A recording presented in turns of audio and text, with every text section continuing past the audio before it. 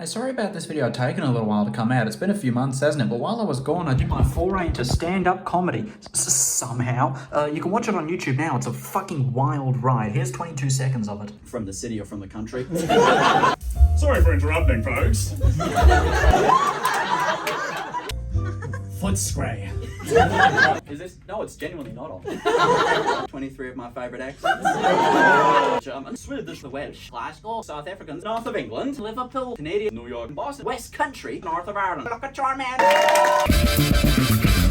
A few months ago, I interviewed Daniel Midgley, who's a big deal in pop linguistics. So without further ado, let's get into it. I'm sat here with Daniel Midgley, and we're going to talk about science communication with linguistics and pop linguistics and stuff like that. So Daniel, would you like to introduce yourself? I'm Daniel Midgley. I am the podcaster for the Because Language podcast, a show about linguistics, the science of language.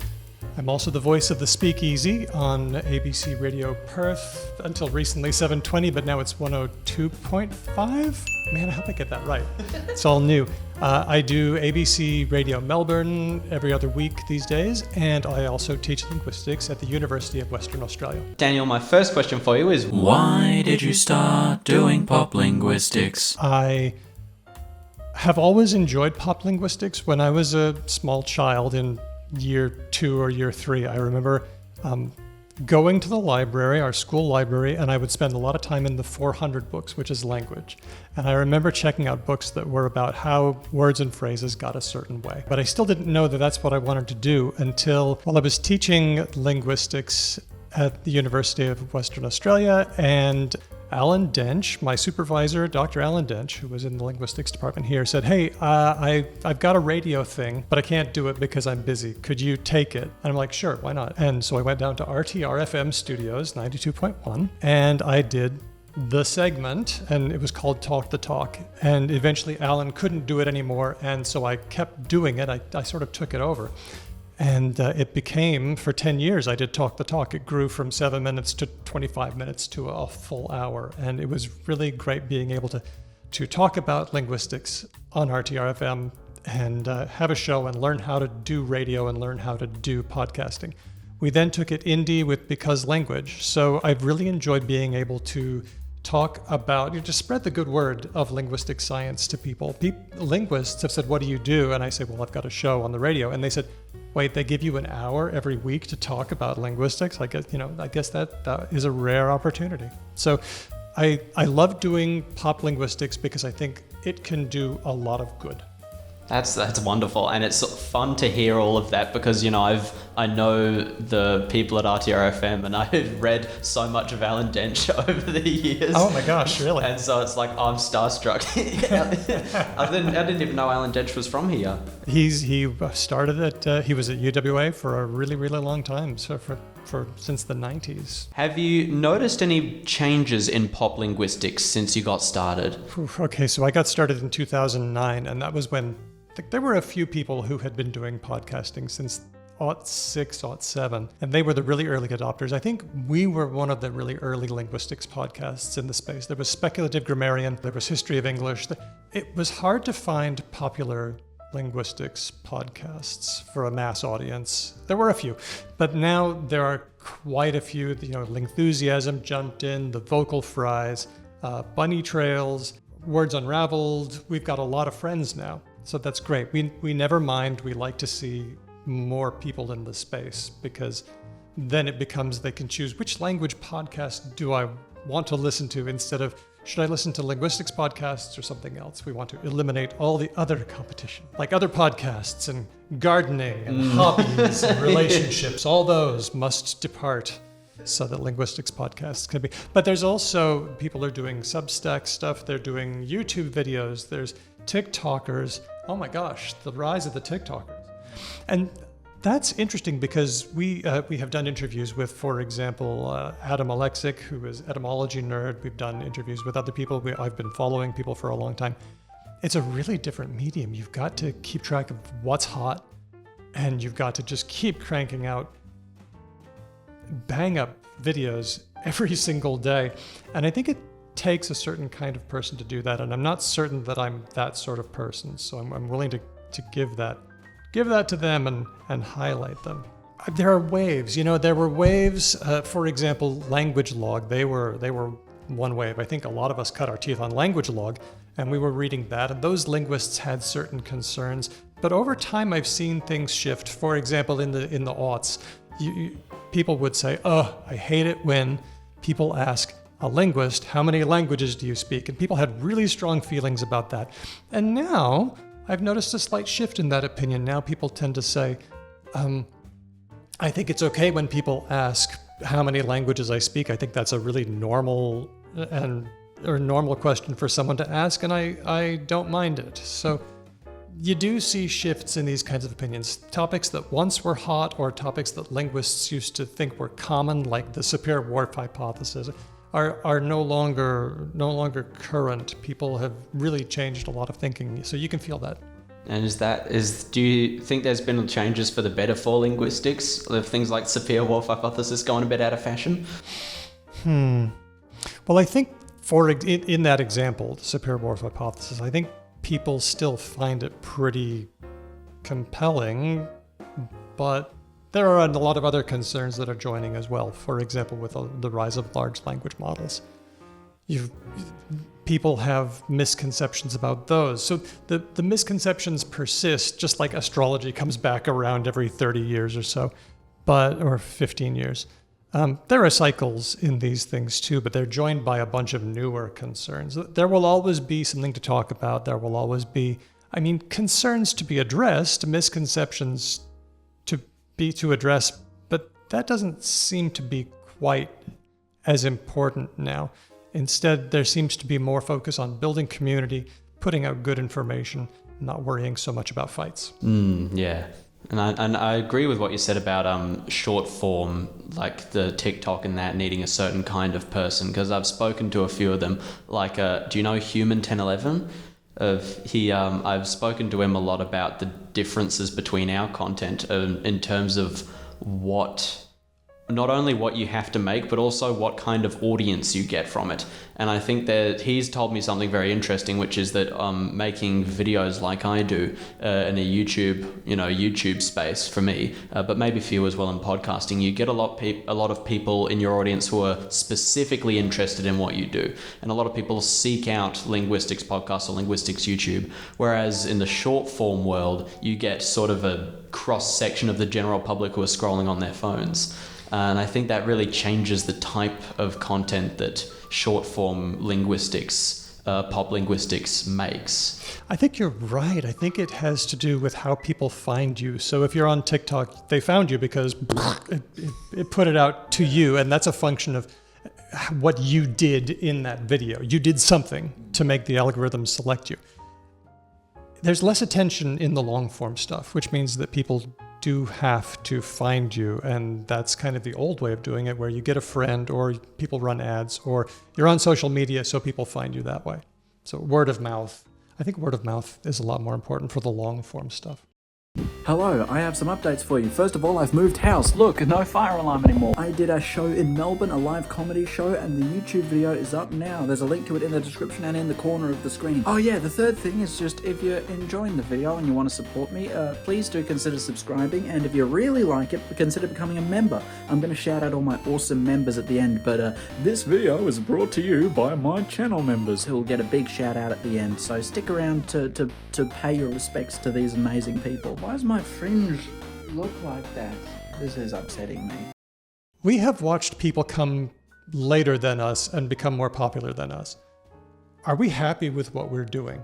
This is a discussion that we keep having, and we've decided, yeah, we are happy with what we're doing, and we're doing the kind of show that we want to do. Me, Hedvig, and Ben, we're really happy with the show, and if we wanted to change, we would, but if we really tried to be super popular, we ask ourselves, what would it take to be like mega popular? And we think that maybe the answer would be kind of evil.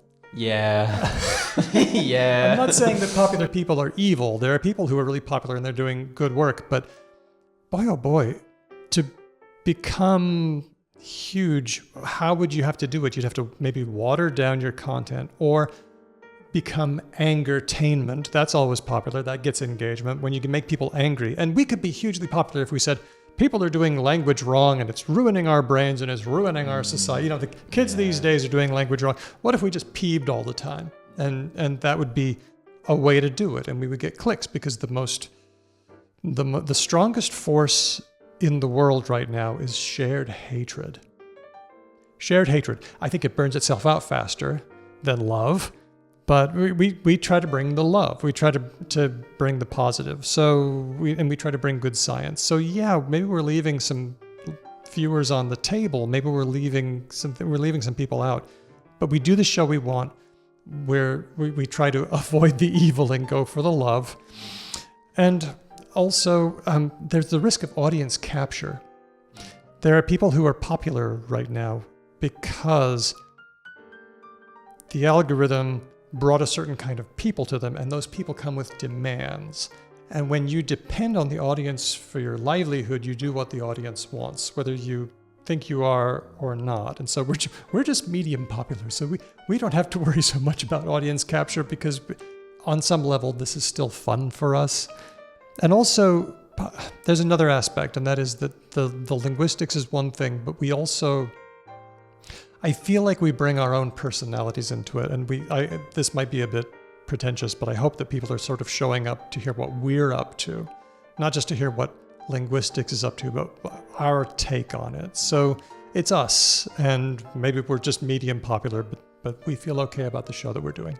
I like that a lot. I really agree with a lot of what you said about like I feel on YouTube as well. I mean, I call myself small with 5,000 subscribers. That's like a stadium of people. That's a huge number of people. It's just the perspective, I guess, of seeing people like big YouTubers with 1 million subscribers and 100,000 views every video. And it's like the only way I think I could achieve that is if I made my stuff simpler. Or if I, changed my presentation to have less of my personality and more polished, streamlined sort of stuff. That would be okay. It would be fine, but I wouldn't want to do it as a hobby or job. We've leaned into being a little more difficult, like bringing research and bringing a more complex perspective that assumes more of the listener. I don't want to say dumb it down. We don't want to make it simpler, but we want to make it as simple as we like, but no simpler. Yeah.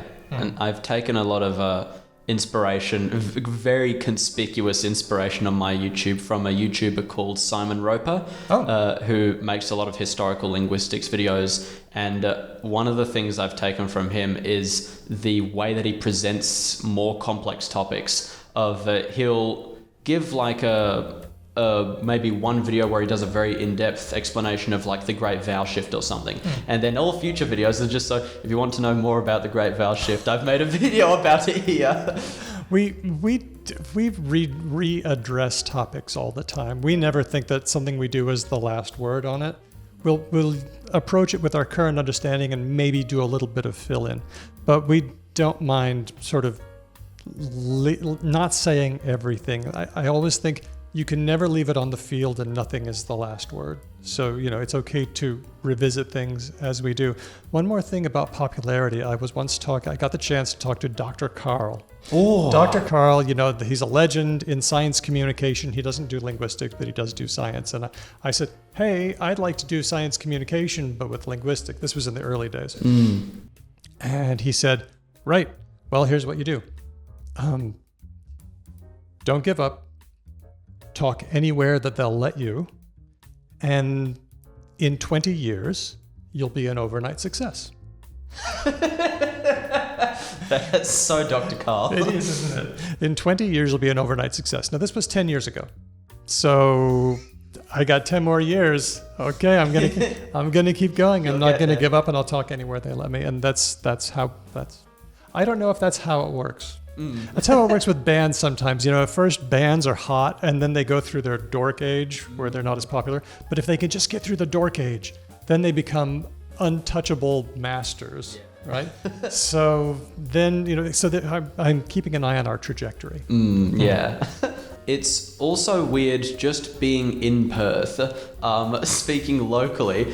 I've got how many, 5,000 subscribers, and yet I get recognized an odd amount, a statistically improbable amount Isn't of that people. funny? It's strange. It's funny. Like, I would say at least 4 people at this university knew me from my YouTube channel before going to class with me. Nice going. It's fun to get recognized. I never get recognized for Because language, but because I talk on the ABC Perth, what is it, like 100,000 people every time. So I don't get recognized by my face, but when I say stuff, I do get people sort of looking, and that's always fun. I've had lovely interactions with people. Do you think there's anything that makes Australia as a country unique for doing pop linguistics in? Gee, I feel the pull of the USA and all the linguistics that's going on there. So in a way, being Australian, you're still part of the English-speaking world, which is huge, and a lot of people don't really, and sounding American like I do, but people sometimes don't distinguish. It's kind of Americo-Australian, the podcast, and European because of Hedvig. But having Australian English to talk about is a really interesting angle, and it's something that people are kind of interested in.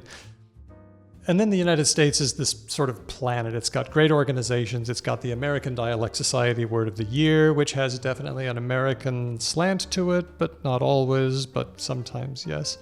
We're releasing our American Dialect Society Word of the Year show with our pal Kelly Wright, who's always fun to talk to. That's coming out pretty soon.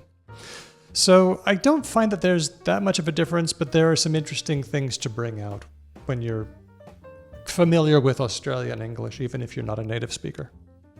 I think Australians definitely like having positive observations about the way we speak. I think we cop a lot of flack for the way that we speak internationally, and I think a lot of Australians would be charmed to hear an American say something, just even something interesting or just nice about the way that we talk.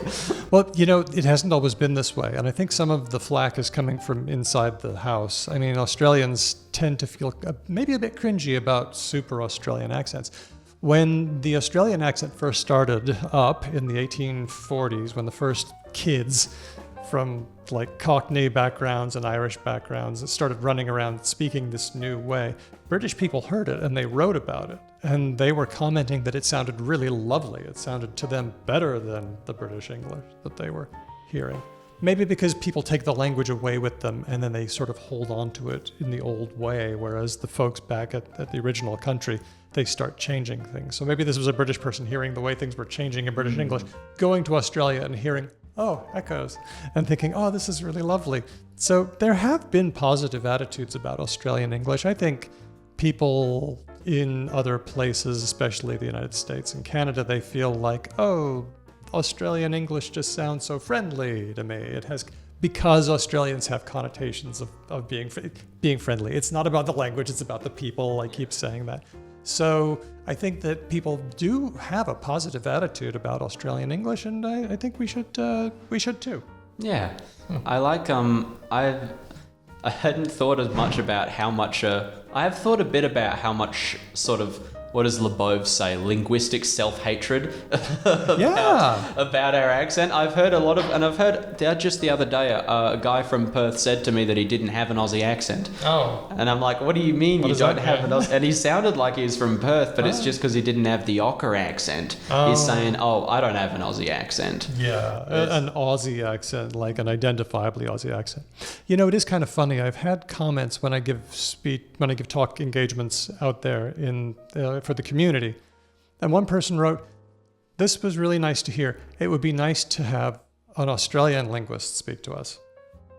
And I thought, I am an Australian linguist, but I know what they mean, right? I mean, how Australian you get to claim yourself to be is a function for many people of how you sound. But that's why I try to spread the message. Australians sound a lot of different ways. Some of us sound kind of Indian, some of us sound kind of Asian, some of us sound British or American, yikes! Some of us sound what you consider a dinkum Aussie accent, and then, some of us sound just regular. And they're all Australian. All of us are Australian. All Australians sound lots of different ways. I also wanted to get bogged down in the weeds for a bit of what you said in the 1800s about the early development of Australian accents, and this is just me nerding out. Yeah. I think you could be right about them finding the older features pleasant because of what was Trudgill's colonial lag. Maybe. Nice. Yeah, I haven't heard that term before, but that's good. Colonial lag, and he talks about how the really tense short front or checked front vowels that you find in Australia and New Zealand, the like old-fashioned kit, dress, chat, bath, the sort of really fronted ones might be an archaic feature of the speech of Britain that was retained in the Southern Hemisphere but not in Britain. Right. There's a few things like that Trudgill and I think a few others hypothesize might be something called colonial lag, where we hold on to something that gets innovated away in the old country. That's right. And there are lots of examples lexically where, for example, calling someone who's angry mad, that's a British thing, but British people stopped doing it. It's not an American innovation. Same with calling autumn fall.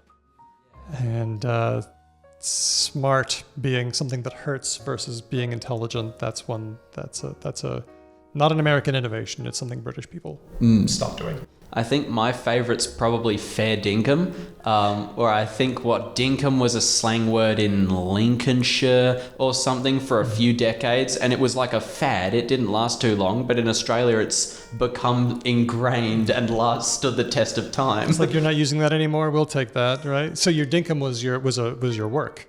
Got to do your dinkum, and if you're doing a fair dinkum, you're doing a fair day's work. So, and that's genuine and real, and so people took it to mean that. A little bit of semantic shift there. Doing your fair dinkum, doing something genuine, doing something real. Yeah, we love that. There was something else I read from the 1800s of someone saying that Australian accents were free of provincialisms. What's a provincialism? I think what they meant by that is a regional accent feature. So like you would go throughout England, the countryside, you'd hear all these different accents, and if you're a posh person who's travelling to Australia, you might be the kind of person to think, oh, I don't like those sorts of country accents where they've got all those rough parts of their speech, and then you go to Australia and it's all been leveled out, right? Because of the dialect leveling, all the kids start to talk the same as each other, and you think, oh, there's no regional features here. And I think they might have thought of it as like a purer way of speaking because of that, because all the kids talked the same and they didn't have anything that was really identifiable as like East Anglia, West Country, any of that stuff they were used to, and so it sort of sounded purer to them. Isn't it interesting how we don't seem to have regional accents in Australia? I mean, we have like Asian Australian, we have Indian Australian, we have Aboriginal Australian accents, certainly, but we don't seem to have. We have sociolects, right? The cultivated, broad, and then sort of general. But why do you think we don't? Why do you think we don't have accents? I think we're going to get them very soon. And there's the thing. Okay. If you look at America, right? America was colonized, starting in the 1600s, got picked up in the 1700s and that. America didn't really have regional dialects until the 1800s. There were still distinct things like people in the Western Pennsylvania always sounded a little bit Scots-Irish, but over time the accents that you really think of as like a Southern accent or a New York City accent, they only started developing in the 1800s. And then you look at Australia, if that's how long it took for America to, incubate and stew up its regional accents, you look at Australia, English has only been spoken here in by a large number of people over the last maybe 200 and a bit years. And so we've had hardly any time to develop regional accents. There's not been enough time for us to consolidate the way that we speak and then to sort of take it seriously. We've only, in the last 100 years, started viewing our accent as different from a British accent in a significant way. Yeah, that's right. And so I think now we're at a point, and I've read a few papers about this saying that there are little things starting to pop up. You've got the salary merger over East. You've got I always think about where I'm from. People say 12 and Yulla instead of 12 and Yella. There's like little things that I think are starting to compound. And I reckon over the course of the next 100 years, you might actually start to see different dialects pop up, just because now we've had enough time and we're taking the way we speak seriously enough that's right. for it to sort of grow and ferment and brew into something new. There are individual words, aren't there? Like the Queensland pool and cool. Yeah, pool, cool. The way that we in Perth say fear with one syllable, fear and beer, whereas other places it's fear. That's the other way around. Is it the other way Yeah, around? the other way Oh, okay. So we say it with two syllables. Got to remember that. Yeah. Yeah. So are those little things going to grow? I guess the helicopter thing. Yeah, I reckon that there's I think that the fear thing might be a bit older, you know? I think it's sort of, there was always variation between ear and ear, and then it's sort of being regionalized now, where different regions are picking one over the other. Yeah, okay. I think that one's sort of a bit older, but there are other things like the way that people in Perth and South Australia say goat. Like the way I say it, O, is different from how like all my friends from Melbourne and Sydney say O, where it starts at a schwa in the middle of their mouth. So O versus O. Or. Yeah, exactly, yeah. And then it eventually gets into or. Yeah, which is or nor, which many people have picked up on, and that's a lot of fun. I too. can't stand that. And that is a Melbourne thing as well. Really? Is That's okay. a Melbourne Okay. thing. Yeah, because that's cool. the second component is what changes, because you change from an oo to an which is a very small change to me, but to an outsider, it makes a difference between a vowel and a consonant. Where like oo and then can sound a little bit like an like It does. round and red. It gives people the feeling of roticity. Yeah, exactly. I don't think it's really there. It's not really the same, but I think if you're not used to hearing as its own vowel, then it'll sound like a consonant just by virtue of that's the closest thing you've heard before. That's what we've got to do. We've got to do. It's got to. Yeah. That's what we got to do. That's what we got to do. Look, we can play this both ways, man. Okay. Now, this is a question that I'm really interested to hear if you've got thoughts about. Okay. What do you think makes linguistics unique in science communication? In many ways, linguistics resembles other kinds of science communication a lot.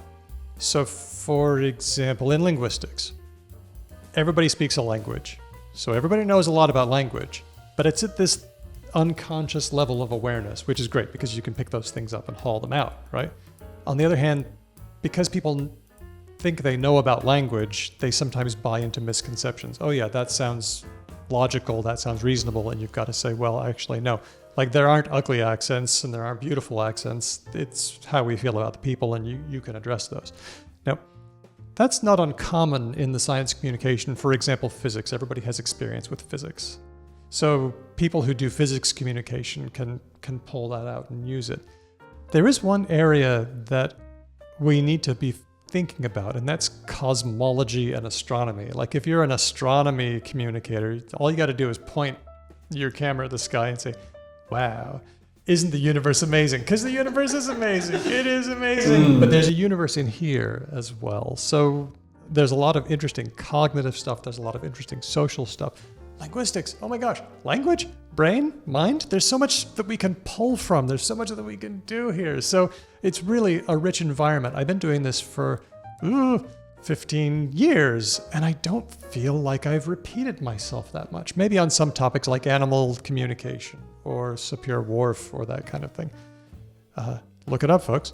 But I don't feel like I need to keep repeating myself. I feel like there's always something new to talk about, whether you're talking about society or children, like acquisition, or brain and mind, or, oh my gosh, computers.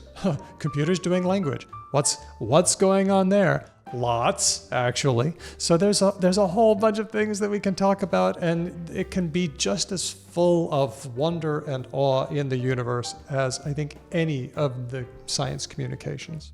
I really do think so. I like to think about as well, there are things that people are sort of like interested in, like animal communication or Sapir-Whorf, that are like sort of cultural ideas that persist. But one thing I've found interesting as I've gotten more into linguistics, and then I tell people about linguistics and I pass on ideas, is there are things that consistently no one I've spoken to has thought about before, but everyone is interested by.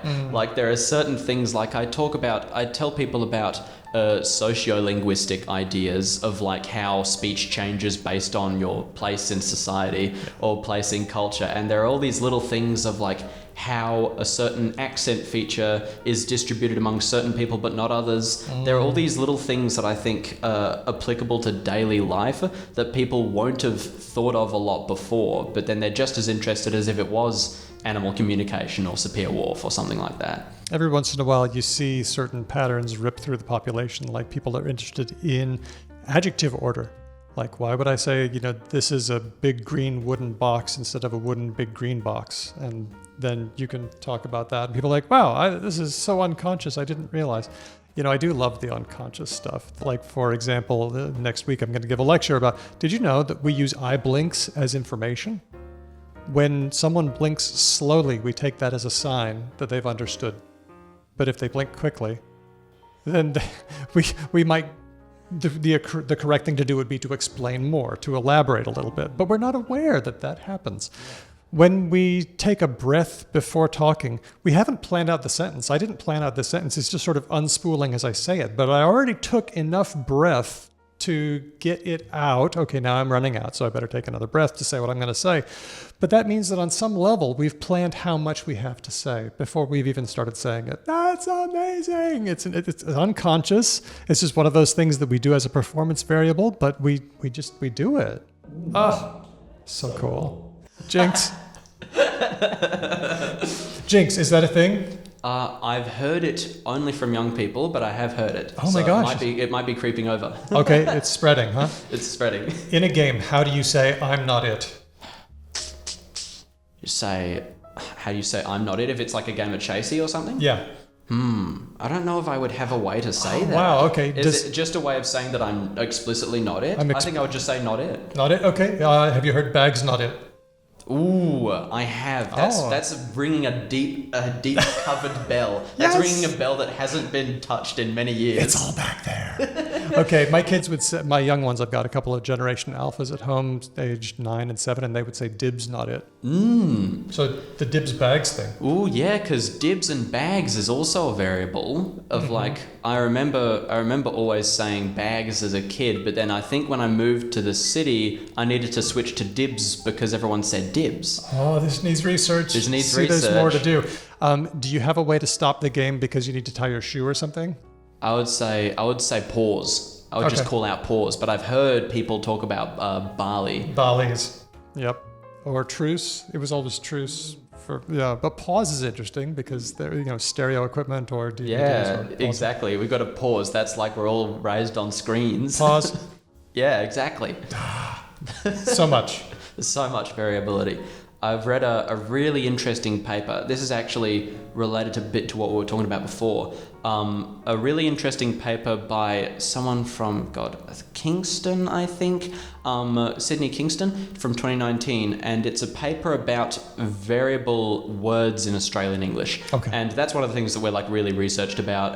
There's like, Polony can be Polony over here and then Devon and then luncheon and Straz and Fritz or whatever. There's all different words across Australia for a few different things. And what Sydney Kingston, I think is her name, did was she got like 100, maybe more, like all these different variables of words, of grammatical things, like saying a at the end of a statement as a question tag. It's rainy out today, eh? Yeah, it was good, eh? Yeah, something like that, yeah. Like all these little things, and she went to ANU and tracked a bunch of, sent out a bunch of surveys and asked a bunch of students and got data from all over Australia, except in sort of the northwest, but you can never get anyone from there anyway. And what she got from it is regional patterns of vocabulary that sort of resemble dialects. And so you've got like in Victoria they say cantaloupe, but you've also got they say cantaloupe instead of rockmelon, which is like a blast from the past for you, isn't it? Whoa, yeah, that's right. They'll be saying red green peppers instead of capsicum next. Oh my gosh. There's little things as well where you look at it and it's not just states though, because like the Riverina patterns completely differently from both Victoria and New South Wales as its own sort of separate area, and I think that sort of matches the fact that it was settled by different people. Yeah, okay. And then there's also, you know, Broken Hill, which is in New South Wales, sounds more like the accent of South Australia and Adelaide because Broken Hill is a mining town that was, I think, mostly populated by South Australians. And so even though it's in New South Wales, it's got the accent of South Australia. Isn't it that there's just such a subtle pressure for us to talk like other people near us? Exactly. So subtle and yet so powerful. And I remember moving to, I went to boarding school in Perth, but I grew up in the Murchison. And I remember my accent changing in real time as I moved into, you know, I'm in the critical phase or whatever, and I moved to high school in the middle of it, and all of a sudden my accent, you can hear me when I'm 10 and then when I'm 15 and it's a different person. Yep. I noticed about 20 years ago I was losing my caught merger. I was saying, man, it's hot out here. It's not hot, it's hot. Yeah. And then I've acquired a Mary merger. I'm sorry, that I grew up with one, but now I'm losing it. And I'm also acquiring a trap bath split. Oh, that's exciting. Caught myself doing that. I remember I had a Texan friend in high school who it was so fun to watch. He moved in year 7 when he started high school, and I got to see the real time change. And there was times where, you know, we would be out at recess and he'd say, oh, I had a banana, and then 5 seconds later he'd say I had a banana. The banana. And it would be like rapid switching like that. Calibrating. Yeah. Calibrating. Let me ask you a question. What do you do when you're creating a bath? When I'm creating a bath? What's the verb? You don't make a bath. I don't make a bath. No, I would just say fill up the bath. Fill up the bath. That's what I would say, but I've heard other people use other words. Would you draw a bath? I would never draw a bath, You would personally. never draw a bath. I would never personally draw a bath. Would you pour a bath? Pour a bath? No, I would pour a bucket. Would you run a bath? No, I would run a mile.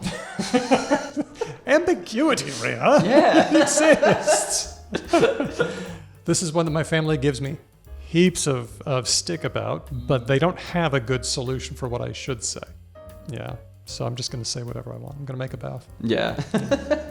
I also liked heaps just then. Heaps. Heaps. That's not a thing in other places, is it? I've heard people talk about heaps as an Australian thing, and I never even realised that. Gave me heaps. Gave me heaps. Heaps. Heaps of flack. That's an interesting variable because there's tons, there's oodles, there's... Not familiar with oodles. Oodles. Well, it's kind of old, isn't it? If you want to sound like an older person, you would say oodles. And then there's heaps, and what else is there? Loads? Loads. Loads. There has been work on this, and I can't remember who did it, but it's, once again, ANU. Somebody from ANU again. I also remember mad is becoming a thing. Mad? Like, that shop has mad books in it, or things like that. Instead of lots or heaps, it's mad. Mad, the adjective. Exactly. As a bit of meaning, not angry either. No. Not angry, not insane. Lots as a quantity. But only some things, like could you have mad fun? No. I think you could. I feel like you could. I'd say that was mad fun. I reckon you could say that. It would be hell fun. Hell fun is also, that's definitely... No, that's very Perth. That's very Perth. There's so many things to measure. It's fun to hear hella coming from the States, but no, it was hell good. Yeah. Get it in comments. What do you say for these things? We want to hear you. We want to hear your variables. Yes, please. I also like I've heard some some young Perthers, not just from Perth, but Australians getting y'all loaned as a pronoun. Oh, yeah. And every now and then, there's something really crazy, which is they get it loaned from American English, where they say y'all or something like that, loaned into their own dialect as y'all, as if it's spelt Y-A-R-L. Oh. Yeah, y'all. Specifically with the bath vowel. With the bath vowel. Yeah, or the start vowel, I guess. No, it doesn't work for you either way. You know, y'all always sounded distractingly regional from southern US, but I'm really glad to see it spread. I mean, it is gender neutral. We need a you plural that's gender neutral. That isn't you guys or y'all. Where I'm from, we say either you mob or yous. Yeah. So those are perfectly viable alternatives. I'm a huge fan of yous, even though I know it's stigmatized. I mean, you've got you, plural S, yous. Exactly. It works. Exactly. And yet people go, it's the one thing. It's the one thing. if I shouted this to an audience, which I never do, what's the one word you hate? Everyone would shout use at the same time. That's so sad. Oh, it is. But I reckon a lot of them either do it or know people who do it either way. I've met a lot of people who, like, I don't know, people on 6-figure salaries who say use. Like, it's definitely not a limited thing or like it's not as relegated, I think, as you might expect from how much people hate it. They would then turn around and say, I don't say that. Yeah, exactly. But that's very Lebovian as well. I've just got a final question, which is just kind of a fun one. Okay. As you're an American in Australia, but you are an Australian, but you're from America, you've got an American accent. And Australians, I think, in my experience, love doing American accents. Oh, okay. Have you noticed any mistakes that Australians might make doing American accents? Do you hear any slip-ups or anything? Over-reliance on R, on rhoticity, I mean, that would happen because they're not trying to do a general American accent. They're trying to do an identifiably American accent. And frequently that means, Western or New York or South. And I know those aren't one thing. There's multiple categories in there as well. I think they would, an Australian might put on a cowboy accent thinking that that's an American accent, which I guess it is. Accents are hard. Some people aren't good at accent. No, it's a skill. I think I noticed a lot in my parents' generation, they'll default to Southern accents. Oh. I feel like that's from the media that they got of, like, I don't know, my dad grew up watching cowboys and Indians. Like, I feel like the media you watch depends on the accent you make, because a lot of middle-aged people like my parents might make a cowboy accent or a Southern accent, and then a lot of people my age might do like a California or like some kind of general YouTuber sounding accent. It's very interesting kind of living in both worlds, sounding American but being Australian. I have this hat. I have this hat that I wear around. It's my sun hat, but it does look kind of cowboyish. It's meant to be kind of a stockman's hat, but it's cowboyish looking. And there's always a guy outside the shop who says, "Hey, cowboy." And I say, it used to kind of bug me, but now I always say, "Howdy, partner." And I have a legitimate claim to that accent, but it does remind me that we do use accent and words and things to perform our identity. I'm continually aware of ways that we perform our identity, and I think that's so interesting. I noticed that a lot. Like when I went overseas, I went to England for the first time 2 years ago, and when I was there, I noticed when I was talking to English people, I was like subconsciously building up my Australian accent to be like, I am Australian. I don't know where I am or what's going on, but I am Australian, and I would build up my accent, and I thought I sounded more Australian there than I do in Australia. It makes you special. Yeah, I guess. It makes you special. Yeah, we all want to be special, don't we? I think so. Sometimes we want to be special by peeving on certain kinds of language as well, like hating things. And I understand why people do that, because it's kind of like, if there are no rules, if all language is valid, then how are people going to know that I'm smart? How are people going to know that I'm special? So my message to you, dear listener, is you are still just as smart, you are still just as special if you relax about language. Remember, it's normal for people to talk differently, and it's normal for language to change. And if I can just get those two messages out in my career, then I will have done a good job. I agree. In fact, that's sort of a big thing for me as well with when I'm talking on camera. I have sometimes a stronger accent than a lot of other YouTubers might have, and I think it's important that I keep that. It's important that I say, well, I've got a bit of an accent, even in Perth it can sometimes stick out, and I reckon that it's important for me to keep that and not to try and push it away, because the way that I speak, if I've got a thicker accent, doesn't mean that I'm worse at this or that. Doesn't mean that I'm not educated or I can't be taken as seriously as other people. It needs to be put out there so people can see that, as a demonstration, yes, you can't judge a book by its cover, as it were. Is it a form of activism? Like, you want people to say, well, Ria's very educated and Ria talks like that, so yeah, maybe that's all right. Maybe I can talk like that too. I reckon so. Yeah. Good. Awesome. Right. Good on you. Well, well, well, bet you weren't expecting me to shout out my channel members. Well, guess what? I'm doing it. Firstly, allow me to thank our two professors at Ray's Language Academy, my dearest Kira and Dr. Jeff Lindsay. Yes, that Jeff Lindsay. And yours graduates are Go or something, and Beatsy, who actually showed up to my comedy show and brought flowers. Oh my god, it was so lovely. Of course, Albie's been here over a year. I heard he was a cultural anthropologist at the recent cactus worship. If you know, you know. And our very longest standing member, Velocihog, whom I cherish dearly, or at least I would if they weren't such a fucking bastard. The newest students of Ray's Language Academy are our lovely first years, Captain Awesome Pants, who's going to beat up all the transphobes, and Universal Queen Fern, all hail. Our second years are the famous Zaway, they hate it when I call them famous, and J47. But we've actually got 4 third-year students here at the Academy who joined all the way back in 2024. Daniel B, Malankundere, Bailey Field, and of course Connor. Thank you so much to each and every one of these people. Without them, there's no way I could find the motivation to work on this channel or pay rent. Oh yeah, also thanks to Ori for helping me record a song the other week, and Schrodinger's dog, who continues to buy me rum and cokes in place of a membership. If you live in Perth and you don't want to pay for a membership, these two have proven that bartering is allowed. Alright, see you next time.